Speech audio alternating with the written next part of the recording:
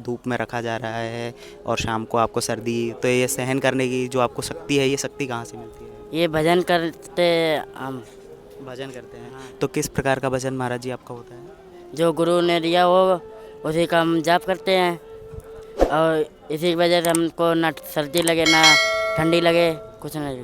तो आप महाराज जी कब से मतलब अखाड़े से जुड़े हुए हैं इससे? आप भी 7 मतलब साल की उम्र से। 7 साल की उम्र, जैसे बच्चे हैं, जैसे ये अभी महाराज जी बने हुए हैं, अभी नागा बाबा बने हुए हैं, उसी तरीके से आपका भी 7 साल की उम्र से। 7 साल की उम्र से। और अब महाराज जी कितनी उम्र हो गई होगी आपकी? 40 साल। 40 साल। तो मतलब तो राधे राधे। तो सभी भक्तों को मैं मन गोस्वामी सेवा अधिकारी से लाल बरसाना आप सबका स्वागत करता हूं आपके अपने YouTube चैनल कृष्ण महिमा में। तो हम आ चुके हैं यहाँ पे, एक बहुत नन्हे संत हैं, उन्होंने भी अभी जो नागा बाबा बने हैं अभी अभी, उनकी अभी तपस्या चल रही है। तो आइए उनके बारे में जानते हैं कि उनका अनुभव कैसा रहा और क्या क्या प्रक्रिया हुई और आगे चल के उनका क्या होने वाला है। तो महाराज सबसे पहले आपका नाम क्या है? सोमकार मुनि। ओमकार मुनि। और कितनी उम्र है महाराज जी आपकी? 13। 13 साल के महाराज। और अब महाराज जी रहते कहाँ हैं आप? वैसे निवास कहाँ था पहले आपका? उधर महुआपुर में। महुआ। महुआपुर है, महुआपुर में रहते हैं। महुआपुर में रहते थे। तो आपने मतलब ये जो महाराज जी नागा बाबा बनने का जो विचार है वो आपके मन में कैसे आया? अपन मन से। अपने मन से मतलब क्या क्या सोचा? घर वालों ने कुछ कहा या फिर घर वालों ने क्या बोला आपने जब उनको बताया? घर वालों को जब आप घर वालों को आपने बताया कि हाँ हमको नागा बाबा बनना है, तो उन्होंने क्या बोला? घर वाले क्या कुछ नहीं बोले। घर वालों ने कुछ नहीं बोला। तो घर वालों ने जैसे आपको जाने के लिए दे दिया, तो आप मतलब क्या घर वाले खुद छोड़ने आए थे या फिर महाराज जी गए थे? महाराज जी के साथ है। महाराज जी के साथ में आप आए थे। हाँ। तो कितने समय से आप जुड़े हुए हैं महाराज जी से? 2 महीने से।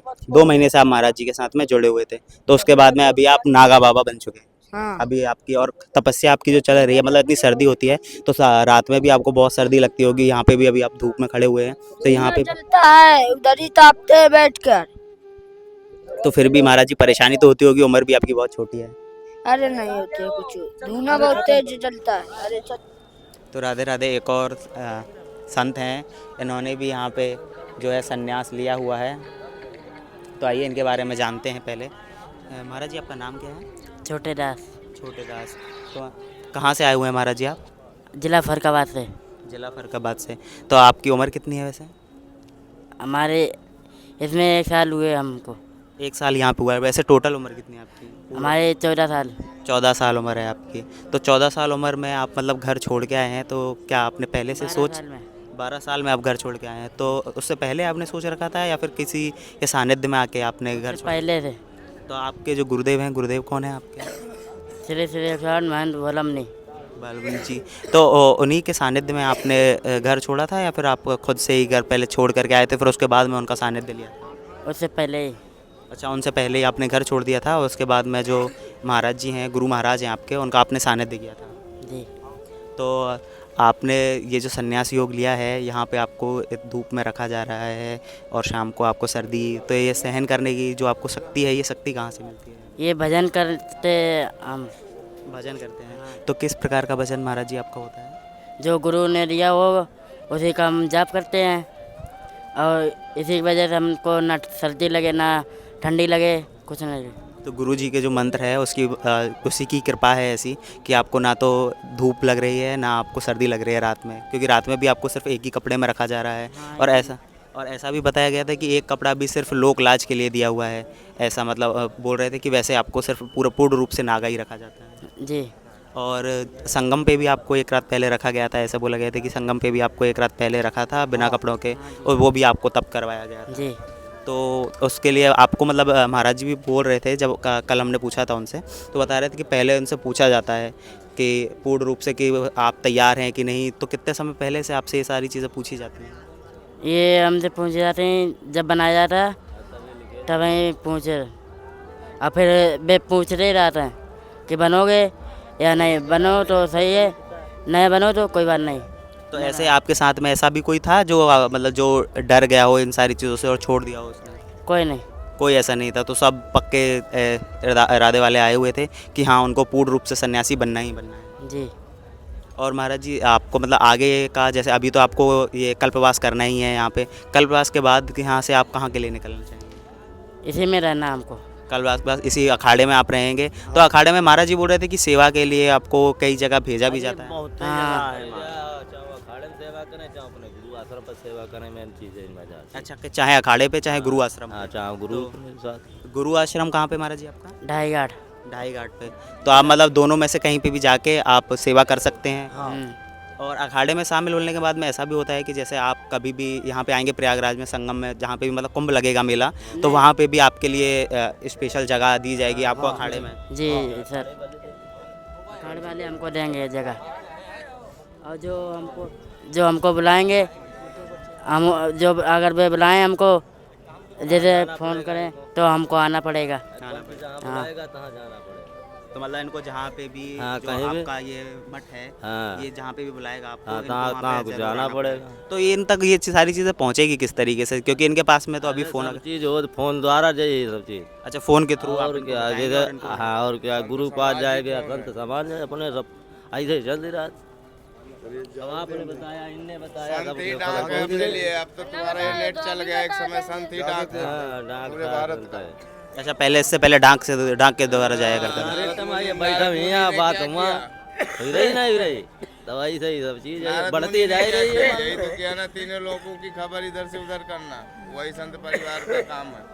तो ऐसे आप मतलब आप लोग जो है ये मठ है इसकी ढाल के रूप में है और सनातन धर्म की ढाल के रूप में है। ये बड़ा अखाड़ा है। हाँ, तो बड़ा इस अखाड़े अखाड़े के संत की है। ये जो नागा साधु अभी तैयार हो रहे हैं, ये उनकी ढाल के रूप में हाँ, है, ऐसे यही बोला तो जाता नंबर है। ही है, यही नंबर एक के। ये अभी पुत्र पैदा हुए हाँ, हैं, पंच पुत्र बने हैं मानो, तो इनका अब नया जन्म हुआ है। भगवान के नाम से बने हैं, बालती के नाम से। तो अभी इनका ये पुनर्जन्म हो चुका है। हाँ, अभी अभी कल जो इनका हुआ था ये- उसके बाद में इनका पुनर्जन्म हो चुका पैदा है। हुए हैं। अब पैदा हुए हैं। और अब इन इनका संस्कार होगा, इनके 9 महीने बाद इनको शिक्षा दीक्षा दी जाएगी। बहुत बड़ा कर्म है पढ़ भी सकते हैं, हम काम कर सकते तो संस्कार क्या क्या होगा महाराज जी अभी इनका? अब ये गया। कर्म कांड सारा होगा ना। अभी तो पैदा हुए बालक के साथ क्या नहीं होता है।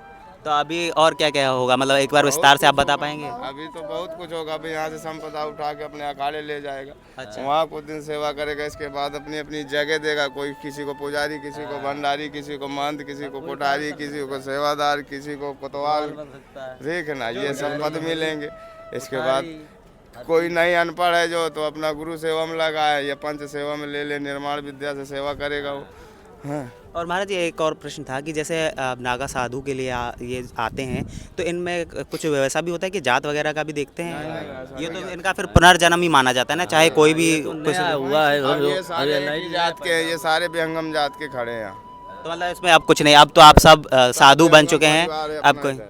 अब सब बेहंगम परिवार हो चुका है। हम परिवार भोलेनाथ का, बालजती भगवान श्री चंद्र बाबा का। जी, चलिए तो महाराज जी बहुत बहुत धन्यवाद। राधे राधे। आप महाराज जी कब से मतलब अखाड़े से जुड़े हुए हैं इससे? आप भी 7 मतलब साल की उम्र से। 7 साल की उम्र, जैसे बच्चे हैं, जैसे ये अभी महाराज जी बने हुए हैं, अभी नागा बाबा बने हुए हैं, उसी तरीके से आपका भी 7 साल की उम्र से। 7 साल की उम्र से। और अब महाराज जी कितनी उम्र हो गई होगी आपकी? 40 साल। 40 साल, तो मतलब काफ़ी समय हो गया, 34-35 साल करीब हो चुके हैं। तो इतने समय में महाराज जी आप मतलब कि साधना का क्या रहता है? अगर कोई गृहस्थी है, वो गृहस्थी में रह के अगर कुछ साधना करना चाहे तो उसका क्या प्रक्रिया रहेगी, इसके बारे में अगर बता पाएंगे? कलयुग केवल नाम नाम आधारा, जपत जपत नरो उतरो पारा। कलयुग में केवल नाम की महिमा है। आप हवन कर लो, यज्ञ कर लो, वो हमारे रीति रिवाज है सनातन धर्म के, लेकिन आपको नाम जपने की शक्ति सबसे ज़्यादा देगा। आप नाम जपेंगे तो परमात्मा के उतने करीब जाएंगे। जितना आप नाम जपेंगे उतने ज़्यादा करें। परमात्मा के और गुरु मंत्र का भी कुछ महत्व होता है महाराज जी? सबसे बड़ा महत्व गुरु मंत्र ही होता है, ब्रह्मास्त्र होता है। बाकी मंत्र उसके बाद काम करते हैं। अगर आपने गुरु मंत्र लिया है, नहीं लिया है, तो बाकी मंत्र आपके काम नहीं करेंगे। गुरु मंत्र लेने के बाद ही बाकी मंत्र काम करते हैं। तो मतलब सबसे ज़्यादा गुरु मंत्र को ही जपना चाहिए, वही आपका ब्रह्मास्त्र है। तो गुरु मंत्र लेना ज़रूरी है, गुरु मंत्र के बिना जिसने कलयुग में अगर गुरु नहीं बनाया तो उसका उद्धार तो वैसे ही नहीं होना है। वैसे नहीं होना। और एक महाराज जी मैं ये पूछना चाहता हूँ, जैसे नागा साधु बने हुए हैं, तो इनके बारे में पूछना चाहता हूँ कि इनको ऐसे बोला जाता है कि ये जो सनातन धर्म है उसकी ढाल है, तो ये सनातन धर्म की रक्षा मतलब किस रूप में रक्षा करते हैं? बताओ कैसे रक्षा करें? तो है सनातन धर्म। सनातन धर्म के ही तो हैं, नहीं, सनातन धर्म तो के स्तंभ हैं, ये आने वाले समय के स्तंभ हैं। सनातन धर्म इन्हीं से बचना है। साधु, अगर ये जो कुंभ लगा है और अगर ये साधु ना होते तो सनातन धर्म भी ना होता। आज सनातन धर्म है तो इन साधुओं की कृपा से ही है। बचाने के लिए हम लोगों को जन्म दिया गया है यहाँ। जो सनातन धर्म, सनातन धर्म को बचाने के लिए हम लोगों को जन्म दिया गया यहाँ पे महाकुंभ में, प्रयागराज में। तो ये महाराज जी इनकी जैसे इनका अभी पुनर्जन्म हुआ है तो इसकी प्रक्रिया कितने समय पहले से शुरू होती है? इसका कोई प्रक्रिया नहीं है, जब तक जीना है तब तक प्रक्रिया सीखना है। तो कहते हैं विद्या तीसरा नेत्र है। जी। विद्या जितना पढ़ता जाएंगे अपन उतना ज्ञान मिलता जाएगा, उतना अनुभव आता जाएगा, वैसे ही ये भी है। तो ये जैसे प्रक्रिया चलती ही रहेगी, जब तक आपका जीवन है प्रतिक्रिया चलती ही रहेंगी। तो मतलब ये इनका शुरुआत है, शुरुआत। ये इनकी शिक्षा, नई शिक्षा शुरुआत की गई जी है। जी जी। जैसे बच्चा एडमिशन लेता है स्कूल में, वैसे ही इनका भी अब एडमिशन हो गया जी। है और अब ये धीरे धीरे ये अपने घर वर को त्याग के बैठे हैं, अब ये तप रहे हैं, अब ये सोना बनेंगे। अब जैसे हाँ हम्म। सोना बनेंगे। और महाराज जैसे शिक्षा का होता है, जैसे शिक्षा में तो क्या होता है, जैसे क्लास दर क्लास बढ़ता जाता वो है, सब चलता है। तो यहाँ पे साधना किस के तरह- साथ साथ तप के साथ साथ विद्या का भी दान होता है अखाड़े में। तो इनका मतलब क्या, जैसे वैसे तो कक्षा जो होती हैं वो तो साल भर के हिसाब से होती हैं कि एक साल में आप अगली कक्षा में आ गए, तो इनका किस इस तरीके से वैसे ही रहता है, सेम ही रहता है, बस वहाँ पे हिंदी पढ़ाया जाता है, यहाँ संस्कृत पढ़ाई जाती तो है। संस्कृत में महाराज जी किन किन ग्रंथों का मतलब एक बार अध्ययन कराते हैं? शुरुआत किससे करते हैं? जैसे सबसे पहले मान लीजिए कोई अपने वेद खुद से से शुरू किया जाता है। हमारे यहाँ पे एक लघु सिद्धांत कौमुदी है, जी, उससे चालू होता है। वहाँ से चालू करवाते हैं और उसके बाद में कैसे कैसे धीरे धीरे उसके बाद में धीरे धीरे जिसकी जिस इसमें रुचि है उसी हिसाब से उन सब लोगों को सब्जेक्ट दिया जाता है। किसी की वेदांत में रुचि है, किसी की व्याकरण में रुचि है, किसी की न्याय में रुचि है, सभी प्रकार के ग्रंथों के साथ सब किया जाता है। अच्छा, और अगर कोई मतलब अपने घर से करना चाहे, मान लीजिए इस तरीके से कि वो अभी घर नहीं छोड़ सकता है, मान लीजिए किसी तरीके से बाध्य है, तो वो किस तरीके से अपने जीवन में ये सारी वो चीज़ें कर सकता है? घर में भी जैसे कोई ऐसी अच्छे संस्था में जाए तो वहाँ जा कर के वो अपना एडमिशन ले सकते हैं और वो पढ़ना चाहे तो वो पढ़ सकते हैं। तो आपकी भी शिक्षा मतलब ऐसी पद्धति है कि जो गृहस्थों के लिए भी है? जी जी तो बिल्कुल उसमें है। अगर कोई एडमिशन लेना चाहे तो हाँ बिल्कुल मिल जाएगा। किस तरीके से मतलब मिलेगा? तो हमारा एक उदासीन संप्रदाय विद्यालय है वाराणसी में। वाराणसी? हाँ, तो वहाँ पे मिल जाएगा। अच्छा, तो यहाँ से जाके वाराणसी में वहाँ पे आपको जानकारी करनी पड़ेगी? लेके आप वहीं पढ़ सकते हैं, वहीं रह सकते हैं, वहीं पे भोजन पानी सब कुछ मिलेगा। तो उसकी कुछ वगैरह फीस वगैरह रहती है फिर सारी चीज़ें? निःशुल्क रहता है। निःशुल्क रहता है, जो मतलब ये सारी चीज़ें सनातन धर्म के लिए आपकी जो ये आपको संगठन- मंथली कुछ मिलता भी है कि आपके वो अकाउंट में इकट्ठा होते हैं। आने वाले समय में जब आप 12th से बाहर निकलते हैं तो वो आपकी फीस के रूप में काम करता है। तो आपकी फीस के मतलब आगे जाके आप मतलब उसमें उसको मतलब ले भी सकते हैं और सनातन धर्म की रक्षा के लिए इन सबको तैयार किया है। बोलिए जगत गुरु श्री चंद्र भगवान की जय। राधे राधे।